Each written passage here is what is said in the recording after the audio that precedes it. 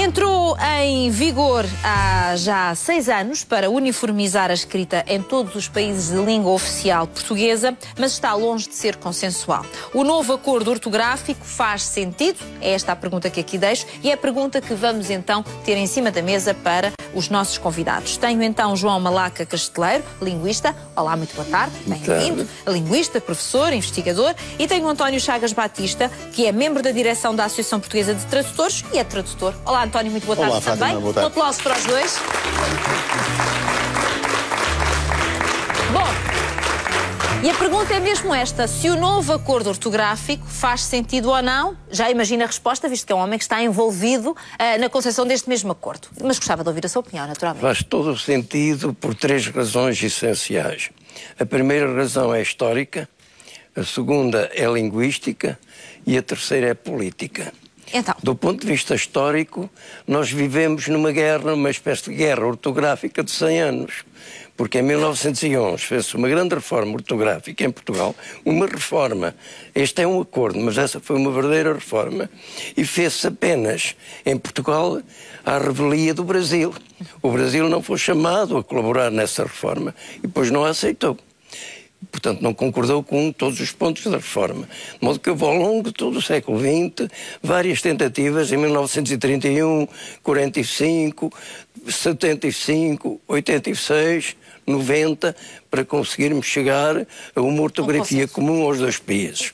Esta é a razão histórica. Era necessário pôr termo a esta deriva histórica da ortografia portuguesa. A segunda razão é linguística, porque se nós queremos defender a unidade essencial da língua portuguesa, temos que ter uma ortografia comum.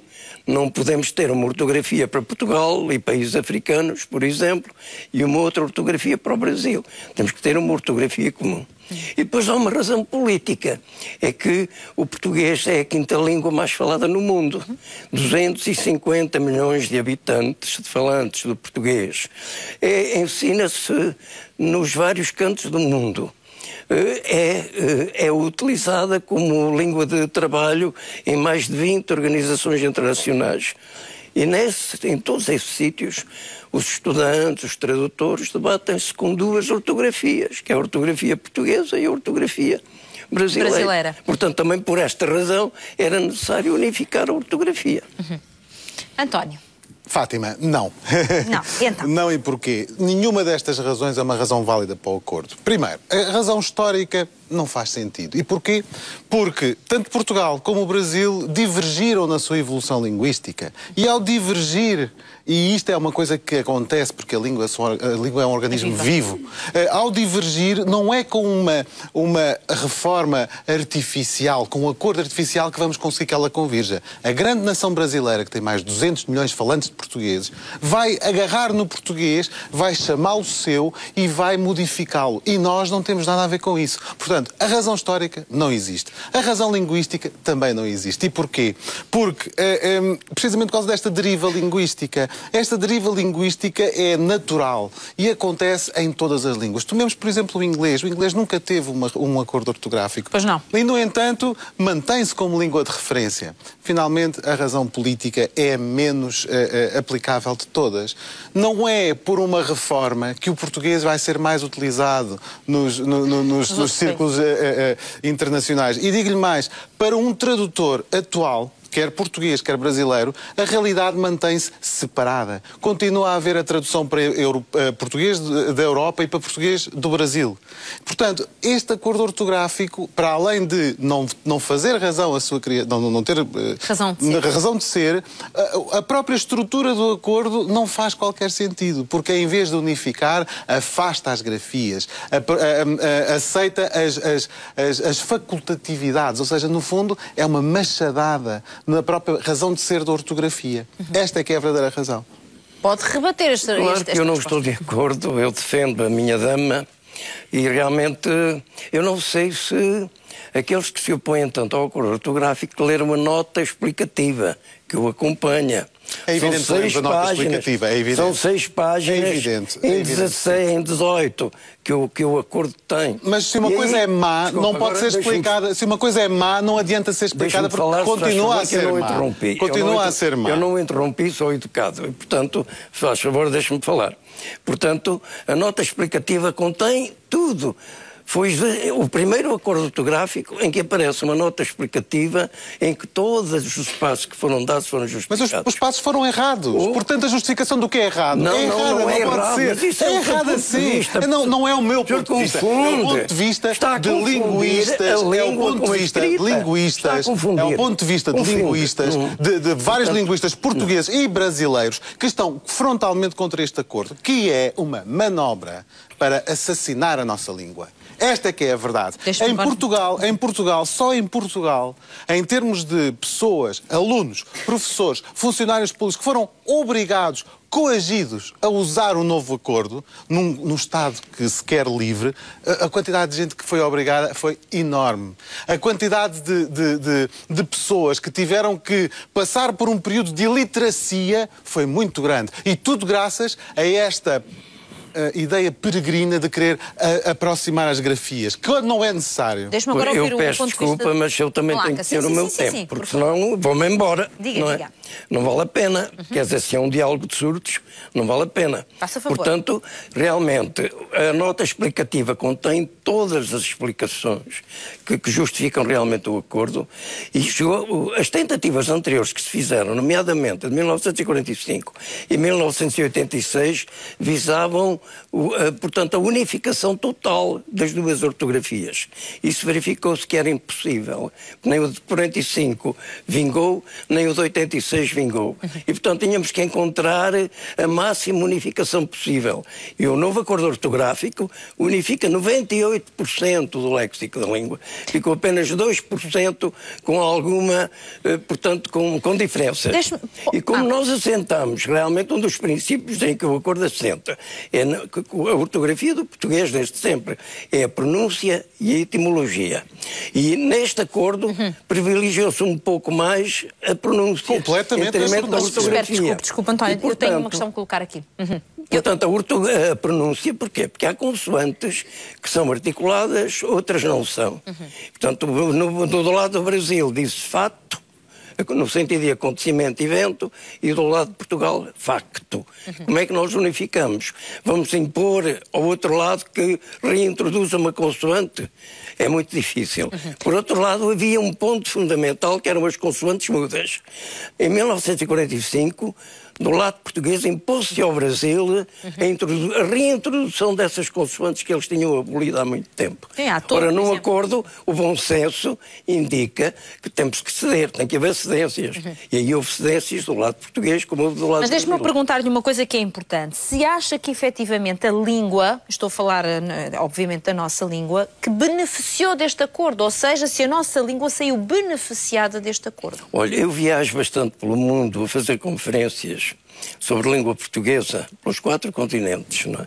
E realmente, entre os professores e os estudantes de português, eles acharam que realmente é um grande passo em frente nesta unificação ortográfica. Porque uma questão delicada que eles tinham, eu agora passo de um professor de língua culta portuguesa para do Brasil e tenho que mudar de ortografia. Agora não tenho que mudar, portanto é uma ortografia comum. António. A língua está em cacos, completamente em cacos. A língua ficou descaracterizada, perdeu, em muitos casos, perdeu a sua ligação ao étimo. Hoje temos casos, por exemplo, que no novo... Pode dar um exemplo para nós percebermos. A palavra conceptual, que segundo o novo acordo se escreve sem P, porque alguém decidiu que este P não se diz, pertence à família de conceptualização, e aqui o P mantém-se. Outro exemplo mais interessante, o Egito e o egípcio. O P de Egito, alguém decidiu que o P de Egito não se lia, quando é mentira, quando há muita gente na pronúncia culta portuguesa que profere esse P. Portanto, há aqui uma série de incongruências que este acordo veio criar, que não existiam, que E o mais importante é isto, que não existia... Continuamos a dizer egípcio. E continuamos a dizer egípcio. Aliás, a família, a raiz da palavra mantém-se. Mas o mais interessante disto tudo é o seguinte. Antes deste acordo, havia uma norma brasileira e uma norma portuguesa, uma norma europeia. E um português conseguia ler uma obra de Érico Veríssimo no seu original brasileiro perfeitamente, enquanto um brasileiro conseguia ler uma obra de José Saramago ou de Fernando Pessoa no seu original português europeu perfeitamente e nunca houve problema. Agora o que acontece é que há uma terceira via que nem sequer está a ser adotada completamente por todos os países de expressão oficial portuguesa, que está a colocar a nossa língua num limbo. Depois há aqui uma outra questão. O português é uma língua que funciona para dentro, isto é uma língua muito utilizada entre os países de expressão oficial portuguesa. Para fora, o português não tem validade enquanto língua de transações ou língua de expressão diplomática. Portanto, querer que este acordo, que é um acordo artificial, que transformou a nossa língua num Frankenstein, desculpa o termo, querer que este acordo promova a língua no estrangeiro Assim não faz sentido. É um sonho. É que ele promove a língua no estrangeiro. Portanto, há os reluttantes em aceitar a realidade. Não é? Mas de que modo? Desculpa, É que... mas eu queria só chamar a atenção para umas incongruências que não são tanto assim. Porque mencionou egípcio e Egito. Egito, o P não se articula, não se escreve. Egito, o P articula-se. Não articula. Egito, não. Pergunto, por exemplo, a esta audiência... Faz favor.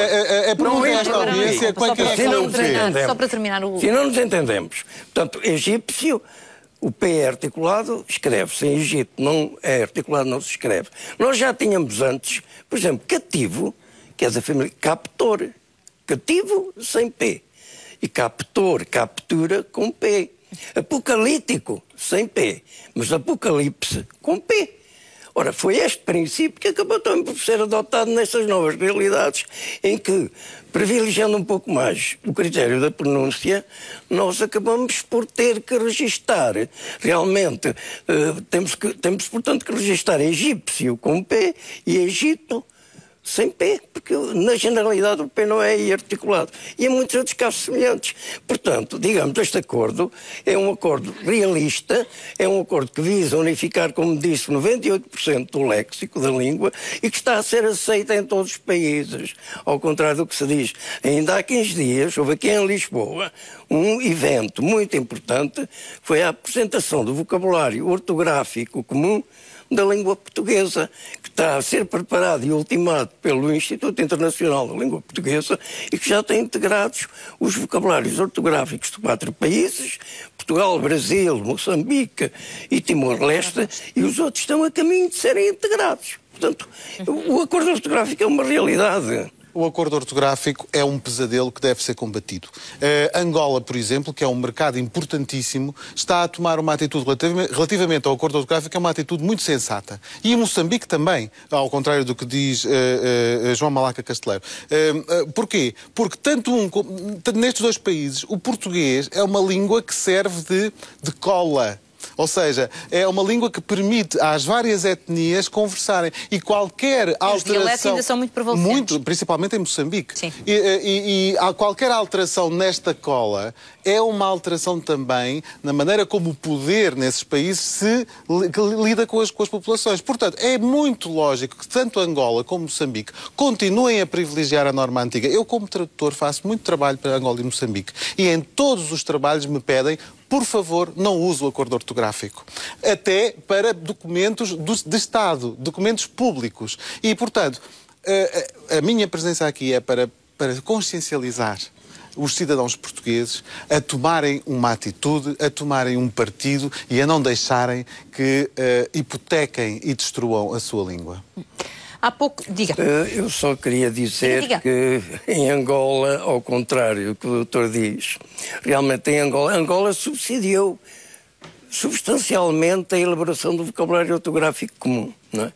E de Moçambique, que está à frente, neste momento, do Instituto Internacional da Língua Portuguesa e que veio apresentar o vocabulário ortográfico comum, é uma professora moçambicana, que é Marisa Mendonça. Portanto, com uma antiga aluna minha, que foi a responsável pela elaboração da coordenação da equipa que elaborou o vocabulário ortográfico de Moçambique, Inês Machungo. Portanto, eu queria perguntar como é que se implementa de forma prática na vida das pessoas, porque eu sou mãe e tenho uma jovem que tem agora 15 anos e bem me recordo na altura quando saiu o acordo ortográfico das dificuldades que eu tive.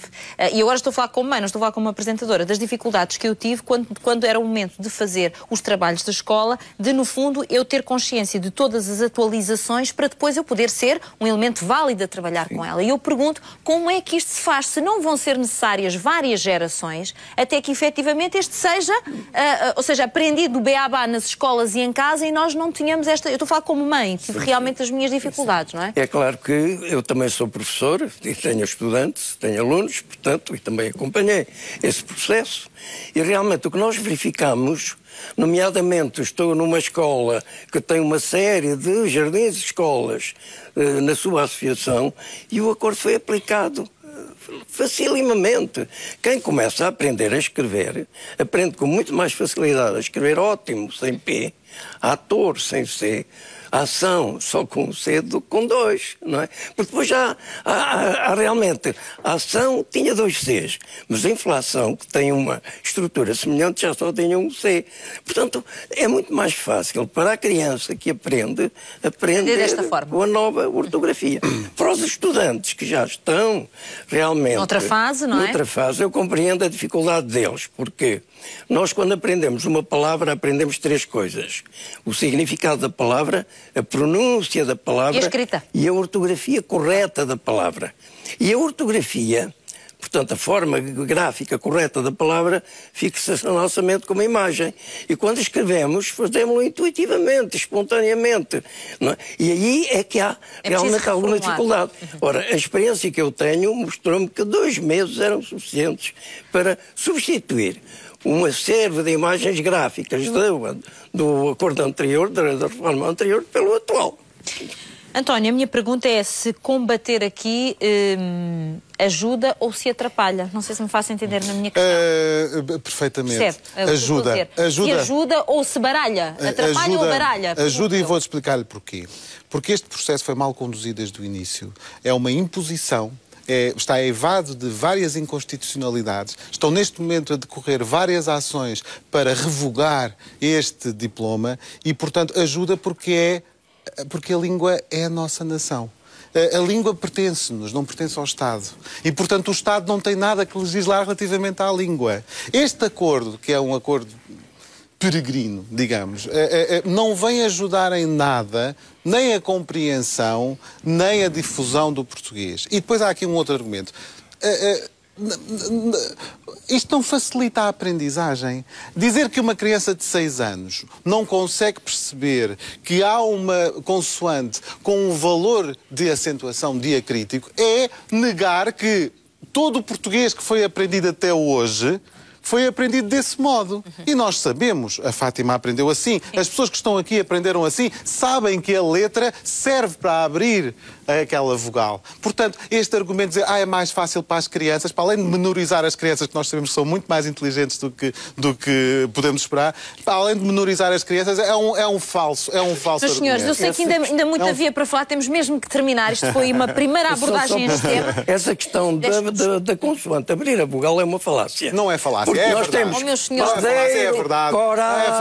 Não é falácia nenhuma. Não é falácia nenhuma. Ainda bem que ficou muito por dizer, é sinal que podemos voltar a este tema. O espectador, obviamente, terá, enfim, as suas opiniões e se calhar quererá saber mais sobre este tema. Voltaremos a ele com certeza, mas quero agradecer muito aos meus convidados. Obrigado. Porque a nossa língua merece estes debates e esta troca de ideias. A nossa língua, acima de tudo, merece. Um grande aplauso para os dois. Muito obrigada.